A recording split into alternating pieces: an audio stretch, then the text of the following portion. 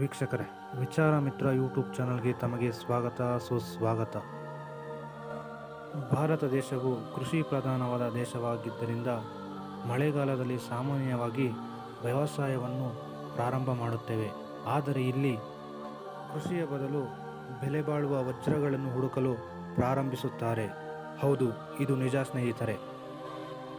ಆಂಧ್ರ ಪ್ರದೇಶದ ಕರ್ನೂಲ್ ಜಿಲ್ಲೆಯ ವಜ್ರಕರೂರ್ ಮತ್ತು ಪೆತ್ತಿಕೊಂಡ ಮಂಡಲದ ಹಳ್ಳಿಗಳ ಜನರು ಮಳೆ ಬಂದ ಪ್ರತಿ ಸಲವೂ ವಜ್ರದ ಹರಳು ಹುಡುಕಾಟವನ್ನು ನಡೆಸುತ್ತಾರೆ.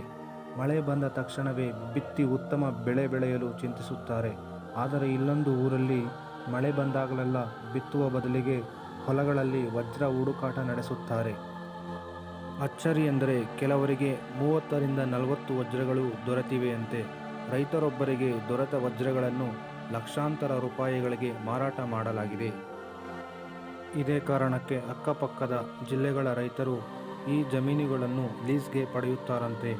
ಅವರು ಯಾವುದೇ ಬೆಳೆ ಬೆಳೆಯದಿದ್ದರೂ ವಜ್ರಕ್ಕಾಗಿ ಹುಡುಕಾಟ ನಡೆಸುತ್ತಾರೆ. ಅಷ್ಟೇ ಅಲ್ಲದೆ ವಜ್ರ ಹುಡುಕಲು ಕೂಲಿ ಕಾರ್ಮಿಕರನ್ನು ಕೂಡ ನೇಮಿಸಿಕೊಳ್ಳುತ್ತಾರೆ.